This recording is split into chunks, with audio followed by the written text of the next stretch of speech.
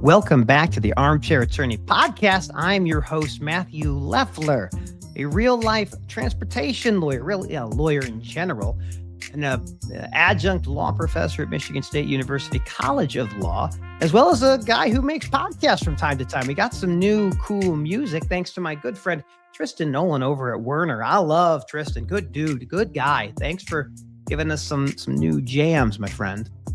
We have so much to catch up on, don't we? There's a little bit of a snowstorm coming through, or so I've heard. I'm in Chicago. We've gotten some snow. We got some ice, but it's about par for the course in late January 2026. But I'm excited for you because we're bringing on a good friend of the show, the man who knows everything there is to know about freight, DAT, Dial a Truck. Since 1978, DAT has been helping freight move more efficiently, discovering those loads, finding great carriers, and driving value for your business. Oh, these are strange times, my friend, strange times. Ken's going to break it all down for us here in a little bit. He's the he's general manager of the shipper segment and the chief of analytics. I love me some Ken Adamo. I'm excited for all of you. And of course, our good friends over at, that way. Haha, look at us go. We know what we're doing. Genlogs, Ryan Joyce and that incredible team. I'm very proud to partner with Genlogs and with the folks at DAT because they see the trends and forces shaping our supply chain. Trying to help people safely deliver freight on time and undamaged is difficult even under the best circumstances. And these circumstances are not ideal. That's what I've heard. Now, before Ken joins us, a couple of little updates for you. We're going to do a much deeper dive into the broker liability case currently before the Supreme Court of the United States. We did a podcast on this back in November, and we are already out of date. There's a lot more to unpack with all of this. For example, TIA, the Transportation Intermediaries Association, has filed an amicus brief on behalf of C.H. Robinson. We've seen the U.S. Chamber of Commerce similarly file an amicus brief in this case. And just a little bit ago, we saw the U.S. government, that's right, the FMCSA, Department of Transportation, and the Solicitor General, the Department of Justice, are also now sitting on the side of the brokers. Lot to unpack, lots to dig out. I will say for those who are watching this, 70 to 80% of the time, if the U.S. Supreme Court goes on your, if the U.S. Chamber of Commerce goes on your side before SCOTUS, you're likely to win. So it's a pretty good indication that broker liability will soon have a very clear answer. But forget about law. You're not here for the law. You are here for the facts. And the facts is that Ken Adamo is here. Ken, how are you, my friend? Good morning. How are you enjoying the snow? Is it doing great in your wonderful world of Ohio? It is not. It is probably the worst winter of my adult life. So really, are the kids enjoying it? Or they have some days off of school? They're enjoying it, yeah. But I think I need a parent snow day. I was telling someone today, where the kids all go to school and we don't have to work. They should give us a Saturday. That would be nice. Someone would have to come and watch them, though. You have 4, if I'm not mistaken. Yeah, 4 boys, 10 and under. Oh my gosh, I have 4 as well, but I have 1 girl, and my oldest is 13. So I got a little bit of head start. Maybe. Little room, yeah, a little room. So tell me, like, you know what's happening in the freight world. I've been watching this storm. Thousands of flights impacted. Where are you seeing this storm go? How much longer can we expect supply chain to be struggling in this interesting environment? Yeah, I mean, it was, I think, a late north shift, which negatively impacted us up here. Probably spared Atlanta, Memphis. You know, they got some weather. I think Dallas and some of North Texas was spared some of the worst of it. So I think like the acute impacts on the freight market from the storm itself are probably less than expected. It's just this cold. If you go back and look at the last 10 years, cold has been by far the biggest weather impacting. And the main reason for that, if you're an actual certified freight nerd, is protect from freeze, which causes mode shifting between van and reefer. And it's cold. I mean, it is profoundly cold from Minnesota all the way up to New England and through the Ohio Valley. It is like 21, 22 below zero wind chills this morning for us here in Ohio. Wild. So that entire I-80, I-90 corridor, east and west, is seeing a high spike in protect from freeze, and they have been, frankly, since December, January. Well, what I always like about this time of year, because I come from a maintenance background. So in the summertime, it's tire season. Tires are blowing out left and right. But this is the no start season. This is when the truck that you should have plugged into your block heater, if you didn't do that, you are not starting today. So a lot of trucks get down in weather like this. And even if you are able to get it, warmed up, the fuel has probably gelled, and so you're doing a whole bunch of fuel filters, and it's incredible. So it's a good time for the maintenance folks. But do you see this thing lasting a lot longer?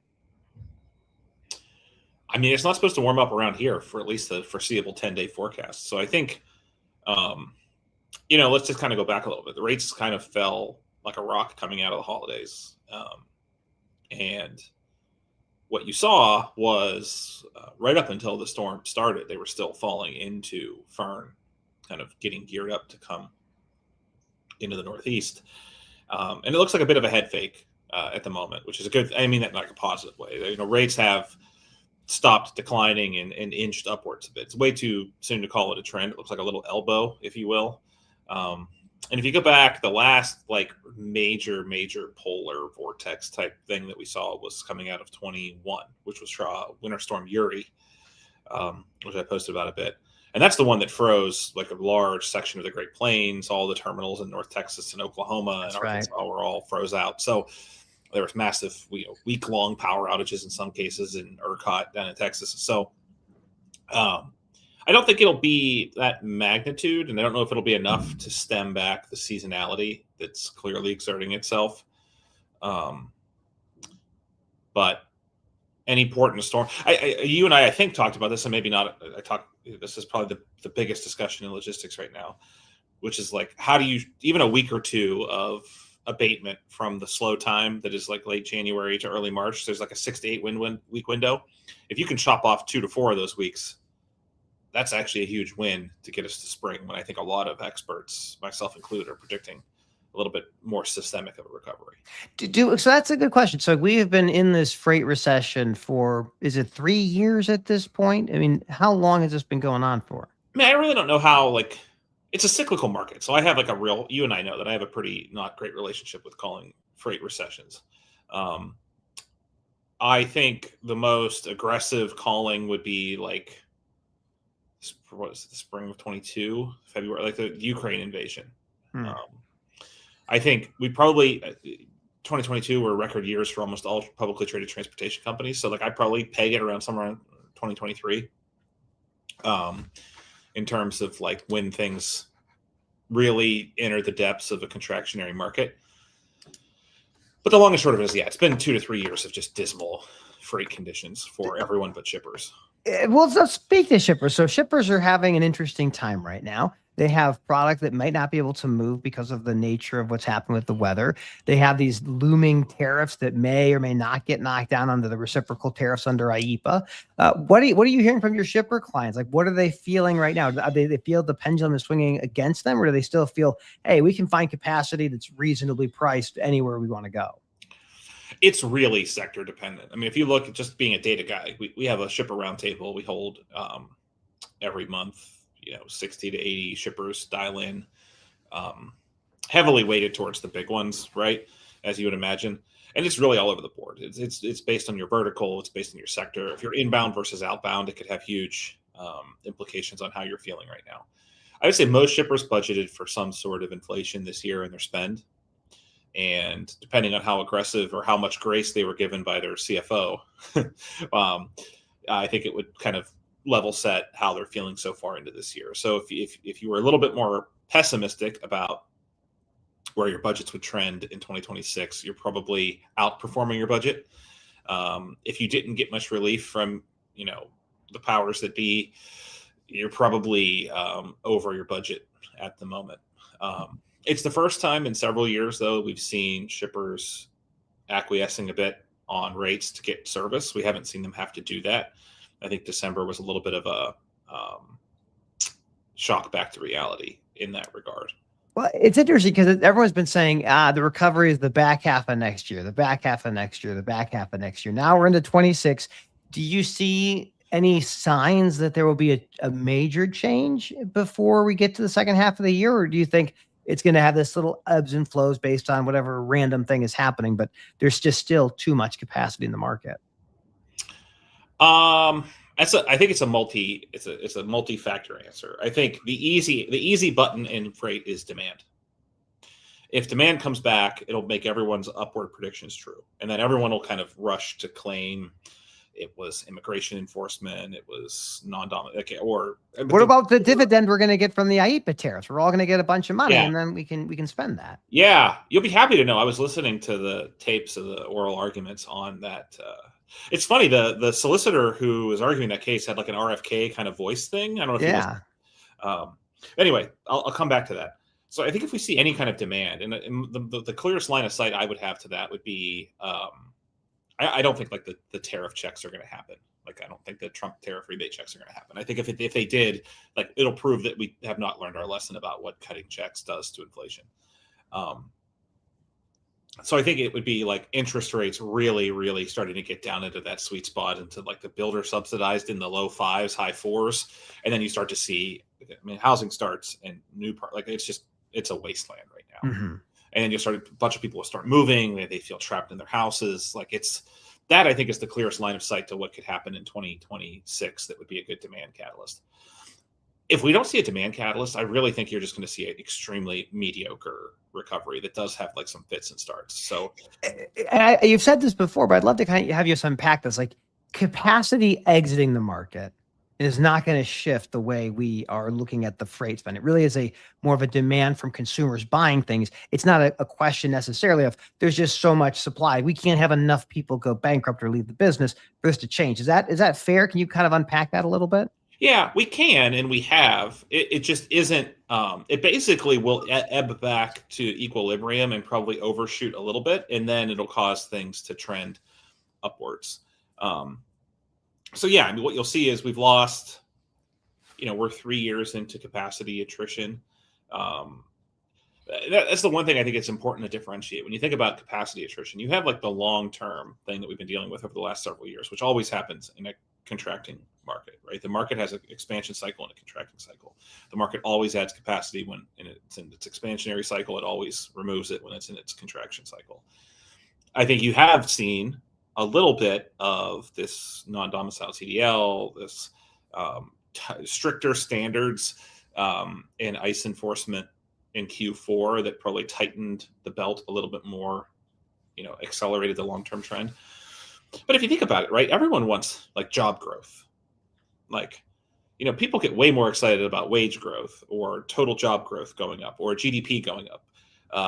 We don't tend to get as excited when inflation, outperforms, from the perspective of the consumer. We'd all rather see like a really hot GDP print than we would like, hey, industrial expense receipts are down. You know what I mean? Like, no one really wants. They all want to see the tailwinds of the economy exerting themselves, and so I think that's more or less where we are. I think it'll be a pretty tepid, positive year in 26 if we don't see demand come back. Well, that's the thing. I agree with you there, because ultimately we see credit card default rates are not looking great. Auto loan delinquency is not looking great.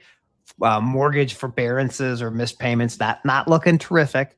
But the FMCSA, I have not seen the FMCSA move like this in my entire career. And I've been practicing now for 15 years, but I've been supply chain adjacent for at least 20.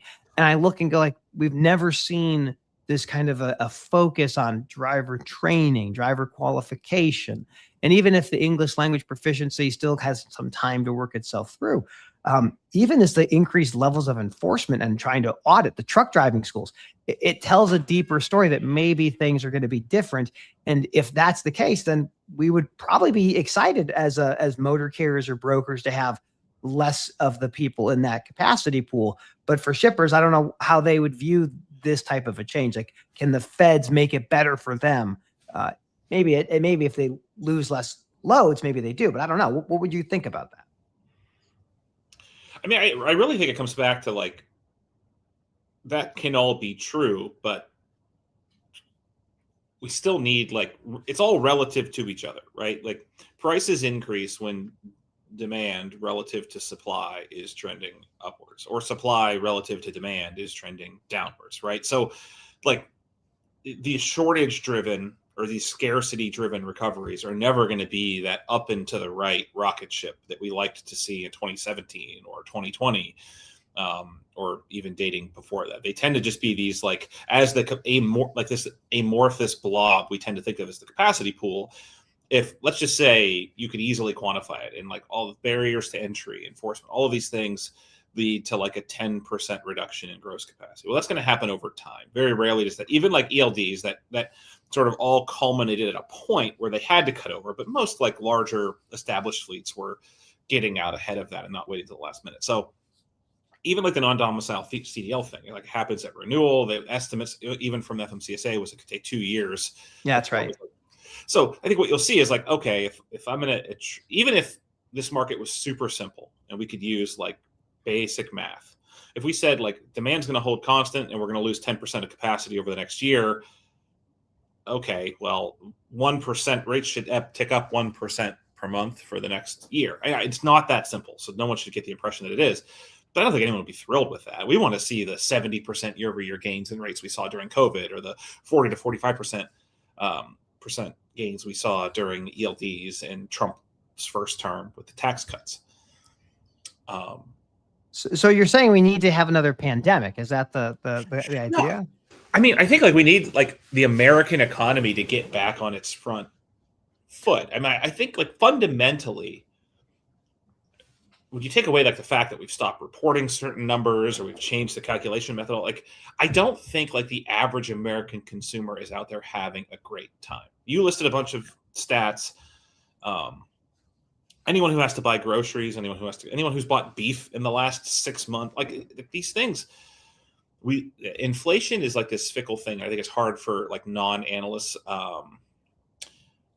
to really grasp. Is like, it's a compounding thing. Like, inflation may have slowed down, but it's all reported on a year-over-year basis, and that's coming off of 3 years of being extremely hot. So it's not like you can go back and buy a beef chuck roast for $5 a pound again. You know what I mean? Like, what's happened has happened, and it's stuck there, and wage growth just hasn't kept up. It's interesting as you unpack this, because, like, to your point, we haven't seen like IEEPA tariffs necessarily come down to the American consumers. The businesses, they're eating them to an extent, or maybe they're passing them on to other business customers. But the American population has been somewhat protected. Like, eggs seem to be down from when they were, but ultimately everything does cost more. At least like the diapers that I'm buying all the time with all the children. And the hope is like maybe we see some signs from the American population to get more access to capital. But I don't know. Like, I don't see any money coming through like we did with COVID. I don't see the tariff money coming to anyone individually. So is there anything that would unstick where we're stuck? Or we kind of just sit back, watch it unfold, and hope that things kind of get better for everybody? I mean, I do think the market is in a positioned into recovery. It's just like the shape of that is what is up for debate. I don't, pending like nuclear war with Iran, or like declaring the Insurrection Act in Minnesota, like, I don't suspect we dive into like a full on macroeconomic recession, but we could. And I don't know. One of the best tips I've ever gotten on forecasting is like, don't forecast the unforecastable, because you're gonna, it's sort of pointless. So within the bounds of like what we know today, yeah, I mean, I think baseline projections, if we don't see demand sort of come back and we don't see volume, that's what hurt so much in December, right? Rates were up, margins were down, and volumes were down. That's right. For a lot of brokers. And so I don't know. Like I said, could it be the tariffs? What the most likely, if you look at Polymarket or any of the projections, the most likely outcome of the Supreme Court with the IEEPA case is they say, hey, you can't do this anymore, but it'd be too much harm to undo it, so we're just going to look the other way on what you already did. That case is fascinating. So you said you listened to some of the oral arguments. It's about 2.5 hours long. How have you gotten to the end of it? What was your impression so far? As a decided non-lawyer, it seemed like the justices were pretty perturbed with the Solicitor General's general stance and position that the president has unlimited immutable power to govern and set international trade policies. It's been fascinating. So many of the normal people we think about in our industry, like the ATA or TIA or IANA, none of those folks filed any amicus briefs in that case, but the U.S. Chamber of Commerce did. And the chamber's argument, as you walk through it, it's really kind of what this conservative majority in the Supreme Court were talking about. So Justice Roberts, Justice Amy Coney Barrett, Justice Gorsuch, all of them are really diving into, does this statute even allow delegation of raising revenues? And even if it does allow delegation of raising revenues, did they explicitly mean that? And I keep going back to the same thing you mentioned, is that they look at the parade of horribles. Maybe one administration does it, but the future ones will all do this. It's interesting to think about their refunds, because as of we're talking today, over 1,000 companies have filed lawsuits against the government for these tariffs. And all those hundreds of billions of dollars that have been allegedly raised, those might be clawed back. We've done weirder things in the government, but my gosh, this has been a very fun case to kind of watch as it skyrocketed from, basically April of last year all the way to going to before SCOTUS before the end of 2025, which is a breakneck speed in litigation. Yeah, I think even without the refunds, if they took the tariffs away, which again, I still think, like, from what I understand, the most likely outcome, which who knows, right? But the most likely outcome is they let everything that's been put in place hold. There's no refunds, but they block the administration from administering new tariffs. But if they don't do the refunds, but do take away the current, I think you're just going to see a mad, because I think the administration is almost certainly going to come back with a different method. Yeah, for sure. Like learn from their mistakes, even though they'll never admit that it's a mistake, but learn from the mistakes if the court strikes it down, and try a different apparatus to levy these tariffs. But there will be an interstitial period where there aren't any, and I think you'll just see shippers look to just throw as much as they can. Yeah, if I was an American manufacturer or distributor or retailer, and I'm watching that case, the moment that ruling happens, if it's in favor of you and no longer with the administration, then you're going to pull forward whatever you can. Just get it. Because to your point, there are other mechanisms that the administration can utilize for tariffs. They just have a lot more things you got to do. You got to give a report to Congress and say, this is why I'm doing it. They have a cap on how high you can go. They have a duration for how long they last. So you're kind of hamstrung by what you could do with IEPA, which allegedly is whatever you want, whenever you want, for however you want. And that's probably not the best jurisprudence for the American government. So I'm cautiously optimistic that they get knocked down, but who knows? This is an interesting time to be alive. Yeah, I think the thing that I'm most interested in is like how spread thin we are, kind of in terms of policy, right? Like I can't remember in my modern conscious life, I can remember being a kid when, like, Desert Fox with the second Gulf War campaign, I was just remember, like, listening to the radio in my dad's car and thinking, like, well, that's the thing the entire country is thinking about and worried about right now. Or you had, like, living through 9/11 or like the great financial crisis. I've never really kind of experienced a life where, we're wanting to buy Greenland, and we essentially ushered in and removed a sovereign leader of Venezuela, right? Like, that would have been the biggest story in America for months. And, like, positioning Navy strike groups outside of Iran and the kind of issues happening in Minnesota. And then I think, like, big economic policy around tariffs, around, like, where should interest rates go, around, like, the governance of the Federal Reserve. Can you remove the board, or do you have to have their term expire? You're right. It's interesting because it's hard to know you're in an historic moment until it's passed. Then you look back and go, oh man, that was an interesting time. But yeah, I'm a millennial. I imagine you are too. I was born in 85. And what we've seen has been pretty ridiculous. I mean, it's been the dot-com boom. We had 9/11. We had several recessions, global financial crisis, all of these different things. And we're looking at today and going, what's next? It's been an interesting time for our generation, I think. Yeah, and that's what, like, I don't want to discount. I want to, like, hold in one hand that it's tremendous, the effort and the work and the way that the current movement around trucking, we were talking about this before we started recording, has gotten the attention of the administration. Absolutely. But then I like simultaneously worry about how fickle that attention can be when we're spread so thin, right? Like it's kind of highly dependent on an extremely plugged into social media kind of extreme like management by social media perception wing of the government, right? I think like I don't know, I'm not in those rooms, but I have to imagine that like a lot of what Duffy and others are basing their decision making around is like what's playing amongst that contingent. And like good, God bless them. I think like that's where a lot of this stuff is happening. So I'm not complaining about it or suggesting that it's wrong.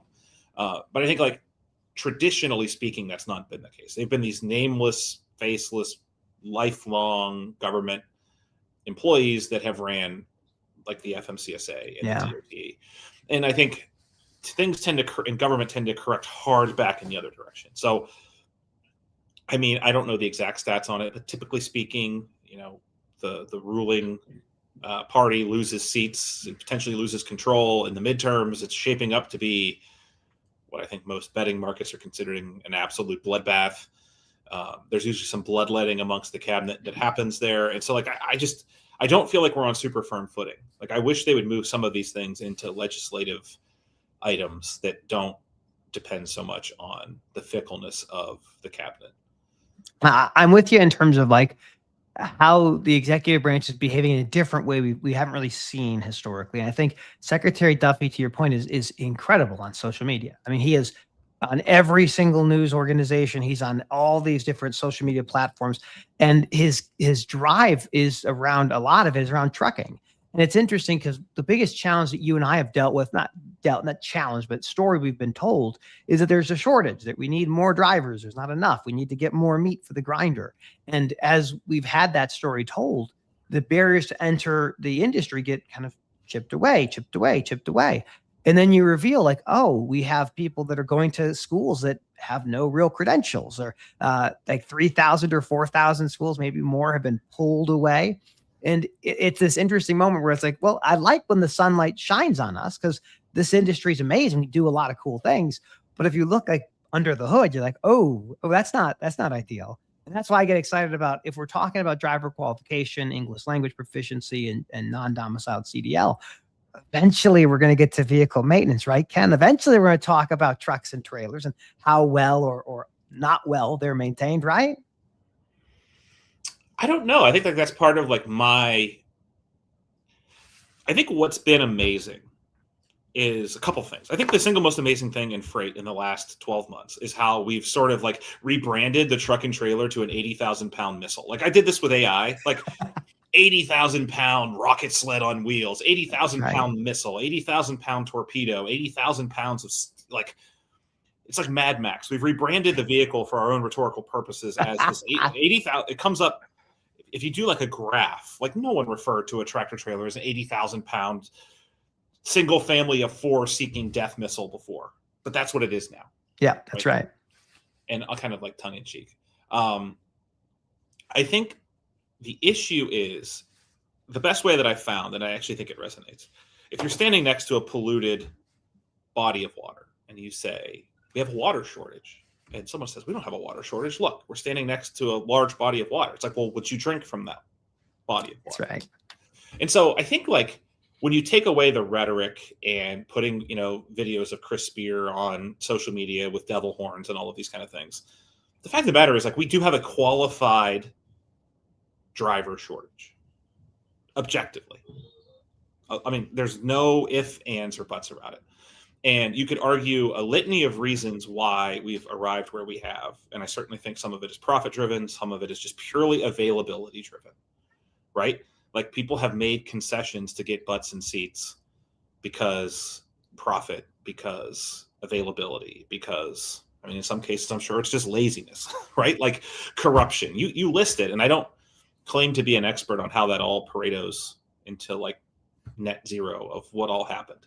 But at the end of the day, when you're claiming higher standards, what you are claiming is that we need, like, I don't think taking these people out solves the problem, because I don't think there's going to be an influx of like Burt Reynolds-esque American truckers who are going to do the job for what the Somali immigrant was doing it for. That's a really good point, because one of the challenges people kind of misunderstand. They don't quite realize, and you have a history in this business, so you know these numbers just as well as I do. But back in 1980, it was, most people were Teamsters. Most of them were unionized truck drivers who had W-2 jobs. They were making what accounts, like when you adjust for inflation, like 120, 130,000 bucks a year. And today they don't make anywhere near that. Some of them do. If you work for the UPS or maybe Walmart or Old Dominion, you can get high in those numbers, but it's a different job than it was 46 years ago. And that's by design. Deregulation was designed to keep costs from rising super high. And it's done a great job keeping freight moving cheaply and quickly. But now you have this new paradigm of, are these drivers who are out there qualified and safe? And if you have 3,000 or 4,000 truck driving schools, maybe a third of all truck driving schools being shut down because they're not sending out qualified drivers, do all those drivers got to get retested? There's all these new questions that get asked once you start doing the hard work.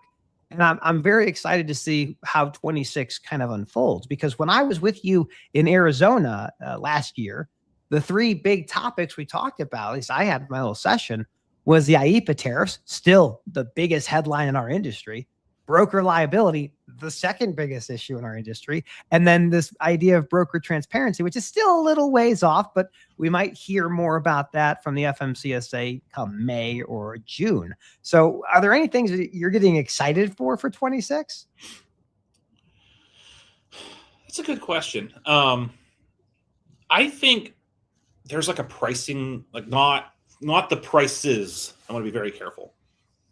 I think there's like a pricing renaissance happening between shippers, brokers, and carriers. And our good mutual friend, Chad Olison, and others, I think, are at the front lines of what's happening around more just-in-time price procurement, more price exploration.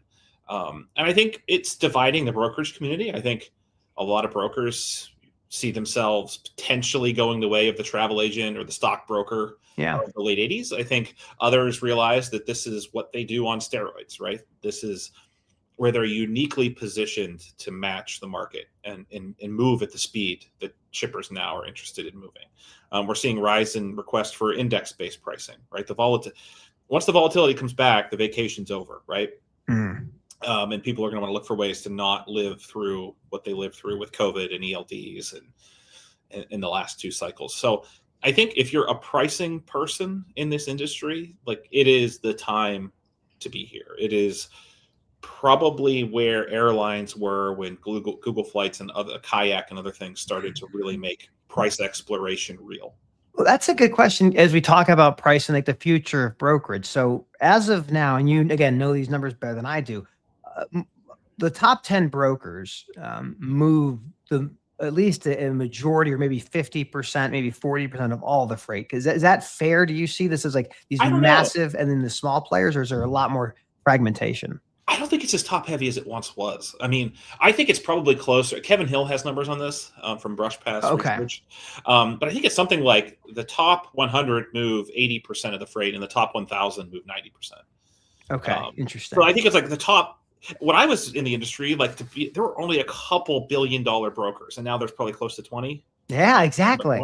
And so I think the industry as a whole has grown. It's become a little bit more top heavy. The name of the game is going to be consolidation. I mean, just this past week, Echo, our good friends at Echo, bought our good friends at ITS. Absolutely. So I think you're going to see, RXO already bought Coyote in the midst of this cycle. I think you'll see a few. WEX just bought like a parcel play in the old Octane ship station. Interesting. WEX is such an interesting company because they own Unishippers, they own Global Trans, so they have a bunch of different brands underneath that big umbrella. But I think your point's really well taken. The size of the brokers that are over $1 billion, there's a lot more of them than there were. And I kind of keep looking back at like the technology that we see happening out there with automated pricing and tools like that. Does it incentivize to get really, really big, or for your small broker, is it, let's just get into a niche really deeply, and that's where we're going to differentiate ourselves? So I got to imagine the market and the margin compression is going to continue into 26 and probably well beyond that. I think you'll start to see more diversity and more subsegmentation. I mean, basically, I think there's a great case study, a large broker that everyone knows who's really great friends at DAT and personal friends of mine over at Arrive. And I mean, their story's tremendous, right? They started out on a home, a TMS that was an SMB TMS and grew, and now they're a multi-billion-dollar juggernaut in the industry. And I think that was everyone's path. It was Nolan's path to get to $1 billion, and then you had like these shelves. Like once you got to 100 million, once you got to 10, 100. Like if you're talking about enterprise brokers, like it started to shelf out at like $250 million and then a half. And then it was really, really hard to get to that billion because you had to like start adding roles that you weren't. What do brokers know? They know how to move freight, but they're not really great at like cash flow management or shipper payment terms, or like you have to start raising money and keeping shareholders. You know what I mean? Like there's a big. So I think today, like when you start to add, I don't know how many are there, 250 brokers are bigger than 100 million probably. Maybe it's 200. I forget. I know that number's probably somewhere in there. You're going to start to see the classes form where you're going to have like the really sharp tech focused brokerage that, isn't trying to get to $1 billion. They're trying to like maximize their portfolio on 7 shippers, 8 shippers. Then I think you're going to see ones that want to be general freight brokers and they just want to grow as big as they can. And they kind of know the formula for that. If non-competes were to go away by some federal thing, I think you start to see a little bit more. But look, I think it's probably the best time in the history of freight brokerage to start and scale. Like the amount of tools you'd have and the lack of things you'd have to go build. Like I could rattle off 4 or 5 companies that you could go partner with and be best in class from a tech stack perspective. Let's list those 4 companies off. DAT is the first and foremost. DAT, obviously. But no, I mean, I think like look on the pricing side. You got AVRL and you've got Transfix. Like you've got out of the box pricing models where you don't have to hire your own pricing teams by and large for years potentially. Like you're probably gonna want some pricing folks, right, that know analytics and know the market, but you could really get up and running. I think it's honestly reflective of DAT's strategy to bring these technologies in house, right? Because Trucker Tools is a great solution from a visibility perspective. It's more tailored towards brokerage. It's like I said, you can get up and running, and like TMS, like the ubiquity of TMS and the way that you can kind of grow and scale versus having to onboard a big monolithic heavyweight integration. Like that's scary for a big broker, let alone someone starting out brand new. It's a fun time because I think one of the things we've talked about on and off for the last couple of years is this idea of how does autonomous trucks play into what brokers are doing? What place do they have? And we saw, just a few weeks ago, this new act of Congress called the Self-Drive Act. It's a discussion draft, so it's not a real thing. It's more of a, let's begin having the conversation. But it outlines the case for federal supremacy, which essentially means if the feds take supremacy in this type of regulation, no state, no municipality can make any rules that conflict with the federal standards. So we're in this, the path seems pretty clear to me that we're building up the regulatory framework. We have companies that are close to ready to rock and roll. I mean, you have Kodiak that ran a reverse SPAC and is now publicly traded. So we're closer than we've ever been. Do you have any feelings one way or the other? How does autonomous trucks really impact the truckload space? Do they stay in truckload? Do they go LTL? Like, where do you see the future of these robots? Because again, I love the robots and I will always betray the humans at the first opportunity. I know our friend at the back of the room at the Traffic Club of Chicago didn't like this comment very much, but he did not.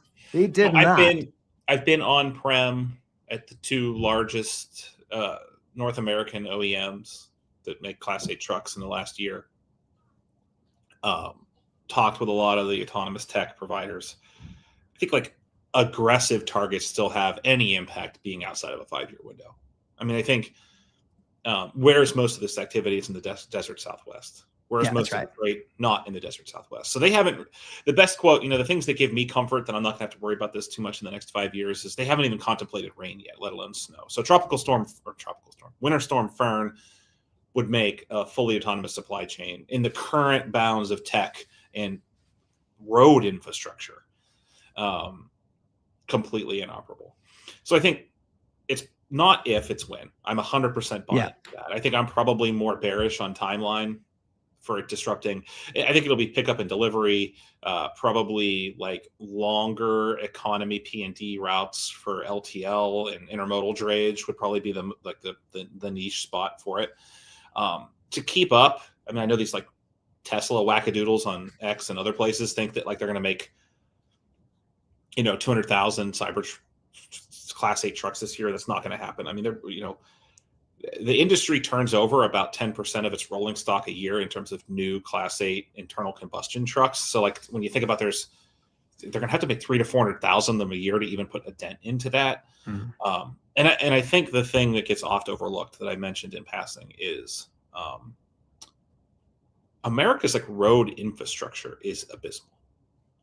And I know that there's like a lot of tailwinds, a lot of things to be excited about with OB3 and some of the other infrastructure things we put in place, even in the tail end of the Biden administration, some investments. And you're starting to see some of that, right? Like try to get limestone in the Midwest or Northeast right now. It's like all consumed with these road projects. So I think I'm cautiously optimistic that we're actually taking it seriously. But for a lot of this to happen, you can't have like roads crumbling apart and bridges, like that need widened and like a modern, like it requires the coupling. And again, this was a great artifact coming from one of these on-site visits. Like it's the coupling of like the infrastructure and the tech that rides on the infrastructure. And the railroad industry has been talking about this for decades with precision scheduled railroad. That a lot of those ramps and a lot of the things had to be modernized to accommodate where the tech already was at with the locomotives and the trains themselves. We're in this moment. I think your point's really well taken, that it is not a question of if we have autonomous trucks. It's when do they get deployed? When will they cross state lines? What types of things will they do? I feel like as I look at the technology, it feels like a great over the road relay kind of opportunity. You go from one place, an autonomous yard, you grab that trailer, you go to the next one down a couple 100 miles, and these trucks are going back and forth the same way every single day. And I look at it like this feels like the beginning of a new era in transportation, because you and I didn't live through containerization. But if you look at what it was like before containerization, and you look at it now, you'd go, I'd never want to go back to that. That's inefficient. That's dangerous. That's expensive. And I think the same with deregulation. Like you wouldn't go back to 1975 and say, this is perfect. You'd say it's expensive. It's a lot of rules, a lot of regulations. You can't grow.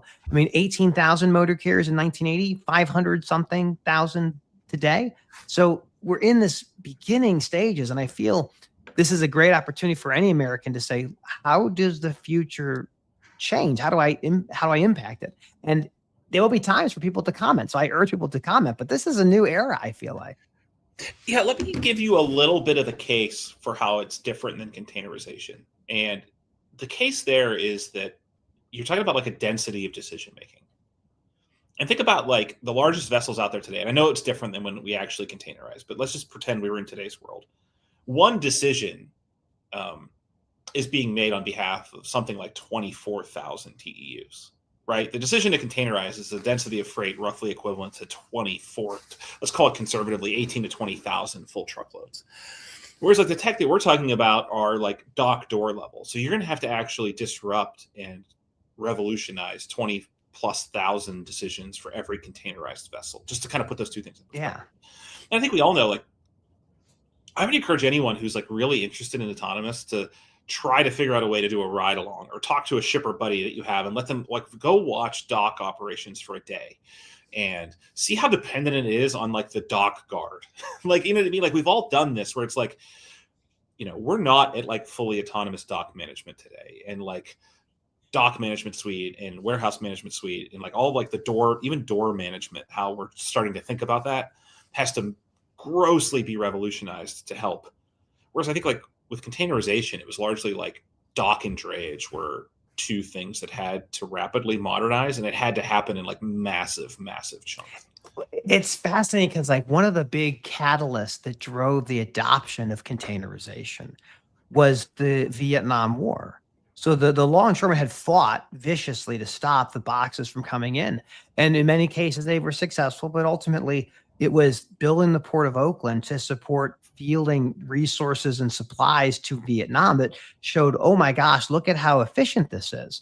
And the numbers are kind of squishy, but in the old days before containerization, it was like $5 per ton to unload a ship.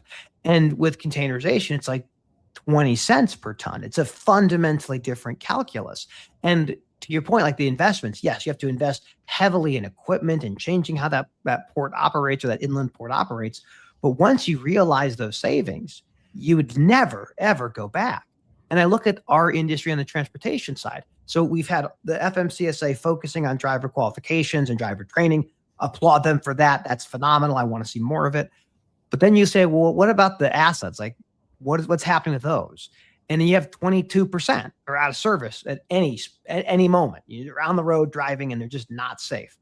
And you could never have that with autonomous. Like autonomous could never be at 20% failure rate for their equipment. They'd have to be at a higher standard. So my feeling is like, and I think this is where maybe you and I disagree, but I think that once we prove out that it can safely deliver freight, and there is this labor reduction and other things that you anticipate, I would imagine the innovation, the push to go that direction becomes insurmountable. You couldn't stop it because you could never compete if you kept having to have all this other stuff behind you. Do you see it unfolding like that over the next decade or two, or is it still really going to be at the edge cases we see autonomous at a big scale? I don't know if I had that answer. I don't know that I'd be doing this job. I think it's all so delicately interrelated.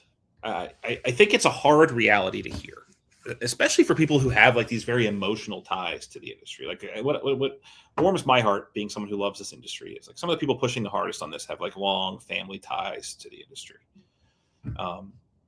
Is that when you look at it from like a pure cold economic point of view, your average American, at least, I can't speak for other countries, deems it acceptable, the current state of affairs, which is things are cheap. I mean, for all intents and purposes, the cost of transportation isn't adding inflationary pressure to the goods. It's safe enough. I mean, running the numbers, and again, you don't think of this every time you start your car, but it's like if your radio like booted up with your odds of getting killed that day by an 80,000-pound death missile, you might think differently. But tacitly, your odds today, based on the most recent 12 months of data, is like 1 in 65,000, which, again, I think like this is where I'd like to see some of this shift a little bit. Is like when you zoom out of the long arc of time, given all of the safety improvements, both in consumer and commercial vehicles and all this, is probably one of the safest times to be on the roads with 53 footers. I mean, over the long arc of time. Yeah, that's right. And so, I don't know, you got a 1 in 60,000 chance of being clipped by a 53 footer, and that's probably enough to keep the price of things down. And you don't really see the people driving the trucks. Maybe you encounter them at a truck stop. Like, I think like that has to fundamentally change, and it changes by public perception, which influences policy, which influences regulation, which hopefully eventually influences legislation. But I think until that point, like it's just the economics just don't make sense. Like from a purely economic point of view, the distance these trucks can travel, the cost to produce them, the cost to maintain them, the cost of overhauling maintenance networks, the unknowns around long-term battery replacement, the cold weather of just the battery operability. I don't know. I mean, I think we're a longer ways away. I agree with you that the long-term push will be that direction, but I don't think like the cost savings are as like right in front of our nose as containerization. I agree with you. I think containerization didn't save money until you got rid of the labor. So like ultimately, the long-term went on, at least on the West Coast, went on strike for like 130 days trying to stop the autonomous crane. Well, they weren't autonomous cranes, but they were human operated cranes in the containers. And they were forced to go back to work under President Nixon, and back to work they went. I think the over-the-road trucking, generally speaking, the costs we know are pretty clear. It's fuel, labor, the truck, the trailer, maintenance, tires, insurance, and maybe some software here and there. But if you want to try to reduce the cost of transportation, you attack fuel or you attack labor. Those are the two places you get to go. And there's just no good evidence, as far as I can tell, that we're even close to batteries being something you could commercialize at a big scale. There's no infrastructure. The trucks are heavier. There's a whole bunch of other issues like the cold. But autonomous, it feels like the technology is almost here, or it is here. And what we're waiting on now is regulations. And if the regulations happen, how fast does that change take place? Because 46 years ago, maybe the Teamsters would go on strike and say, we're going to shut down the economy. It doesn't happen that way anymore. I mean, deregulation, part of the goal was to make it so that no single trucking company could control everything. It was going to be a bunch of different people. So I don't think the labor is going to be able to advocate against the technology. So it'll be really interesting to see how it plays out this year particularly, but over the next 5 for sure. Yeah, the technology to actually drive from point A to point B with a loaded trailer is there. I mean, all of the major OEMs and um, autonomous vehicle tech companies would tell you that. And actually, like, one of the eye-opening things for me was basically like trucking is actually a more fertile hunting ground for these companies than autonomous taxis, because the density required for taxis in low wage with the gig economy markets is actually kind of prohibitive, right? It works in San Francisco, doesn't work in Miami, where you have effectively an unlimited pool of Uber and DoorDash drivers, driving actual piloted cars. So I think there's like a lot of opportunity, and I do honestly still believe it's a when, not an if. I just think there's so much more that a driver does other than drive. I think there's such a diversity, because what's in the container doesn't much matter either. And we haven't talked about, I don't have enough time today to talk about the full scope of this, but like whether that's t-shirts or batteries or foodstuffs, like it doesn't much matter. That's the beauty of the container. Whereas like you have drive-in and reefer, you have to refuel the reefer. You have flatbed, which needs tarps and straps. You have if the load shifts while you're going down the road, et cetera, et cetera, et cetera. So I think it's a pretty far ways away in terms of, because they could do it today. I mean, with enough money and enough influence, any administration is going to acquiesce to. Like, if this was really the best thing since containerization, I think they'd be jumping on the huge win, which was, because if you believe all these people are illegal immigrants anyway, they're not voting, so it doesn't really matter what you do to the truck. Yeah, fair. That's actually not true, but so I just think like there's a lot that has to be sorted out, and it's just prior to COVID, like over 50% of things were still done on paper. I mean, like it took a once in 100-year global pandemic to move us to like digital proof of delivery. It's always fun to kind of walk through the history of the industry with you, because you've seen so much with your time at FedEx, Custom Critical, and in the world of DAT. As we get ready to wrap up for what we're looking for 2026, what specific day does the freight market shift? Like, you have the exact day, and what catalyst drives that? Or is it really, what should we be looking for to see if this thing changes in any meaningful way? I mean, I think it shifted. I don't have the exact day. I mean, I think it shifted probably over a year ago. I mean, okay. I think like we exited. We're in freight purgatory. Like, it is the most uncanny thing about all of this is very rarely does freight like take a break between expansion and contraction. Like the market goes from being rapidly goes from being overbought to oversold, or vice versa. Like the Ukraine invasion, like to the day the market started crashing, and then it didn't stop for 2 years. Like, I think we can all debate like where on that downward sloping line we can officially call it a flip, but like we've never seen this period where things just stood still. And I think that's what's unnerving and makes people really uneasy. And I think for good measure, I actually have it pulled up now. So if you think about it, like the market stopped its contractionary kind of shift in July of 2024. I mean, that's what we're coming up on 18 months in December, right? And it's just been literally flat since then. We're over 2 years. If you take out December, it's well over 2 years where contract rates didn't move month to month more than a penny in either direction. That's madness. Have we ever seen anything like this historically? I mean, I can't go back. DAT only has data back about 15, 16 years. I think you'd probably have to go back. Like that's what regulated industries do. They don't move, right? They move largely at the pace of investment. I want to go buy or build a new terminal, so I'll ask the government. I'll present I worked at a regulated utility out of college. And what they do is like, hey, we're going to go upgrade the transmission lines in Northeast Ohio. It's going to cost us X. Our kind of acceptable rate of return is Y. Rate makers, will you allow us to issue a Z% rate increase over the next 3 years to pay for this project? That's why regulated utilities are such great investments for non-risky investors, because the government allows for a rate of return. So I don't know that we've seen anything like this since deregulation. I mean, things have always been in flux. And so, yeah, I don't know what day this year. My guess is we have to get through the seasonality is what I would call impenetrable this time of year. Like other than, like I said, the polar vortex or insurrection or Canada buying Minnesota.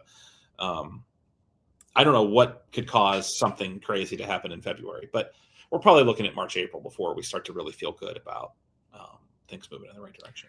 Well, I appreciate your insights. We'll have you back on towards that time span, see if things have changed, or maybe sooner. There's a lot of stuff happening. We got the tariffs, we got broker liability, we have rulemaking. It's always helpful to get an understanding of how these big things impact the day-to-day lives of transportation companies. And we've seen a really tough winter. We've seen a lot of companies kind of wind down operations. Whether that we see more, I'm sure time will tell. But I want to thank you for joining us, Mr. Adamo, Chief of Analytics at DAT. Where can people find you if they need to get the latest in the Freight Nerd? So I'm on X at the Freight Nerd. I'm on LinkedIn under my first and last name. I really have had a New Year's resolution to post a little bit more thoughtful and not just memes. So been using some AI tools and some other things. I like What's the way your favorite that AI. What's your favorite AI tool these days? I think Gemini is the best at the moment for image generation. I hate AI for narrative. I think it's AI. Like I think once you've worked in this for long enough, you can spot it, and it's that uncanny valley thing where it's just AI slop. But I think the people that are like, "Hey, I'm this big business development person, and everything I put out has emojis and M dashes, and it's X, not Y." It's like we're not a load board. We're an exchange. It's like, okay, buddy, like maybe like save a few bucks on Anthropic and like actually write something. We need more emojis. I feel like that's maybe an emoji sequel. That would be the key. I think the kids would love that. They'd be so excited for it. But yeah, if you have an idea of something to go poke at, I'm pushing my team to explore a little bit more around the edges. We've got 3 new companies with 3 new great data. Well, 3.5 if you count LoadLink up in Canada. That's right. So there's a lot of cool stuff to go explore. We did a lot for Fern, which I thought was fun, getting back to our roots a little bit. So I'm out there. Anything you need, let me know. You are the man. Well, thank you, Ken Adamo, ladies and gentlemen. There we go. Once again, we've gone into the breach. We've talked about what is making the world move. I am so grateful for you joining us. Look, this thing doesn't happen on its own. It happens because of the support of great companies like DAT and Genlogs. Check them out. If you're new to DAT, maybe you are, you can save yourself 10% for the first 12 months. There's a link in the show notes. Go ahead and do that. And for Genlogs, book a demo. I'm telling you, what they have done with these cameras to help discover freight, discover carriers is unprecedented. Check it out. I urge you to do that. I hope you do. And we'll be back again relatively soon with a much deeper dive in the biggest legal issues facing the supply chain. This supply chain does not require your participation, but it is certainly encouraged because ultimately this is the supply chain we deserve. And if we don't like it, we should try to change it. If you do like it, well, you and I have some things we can disagree about, and we can do it amicably. Thank you for tuning in. As always, we'll catch you in the future at a later time. Take care.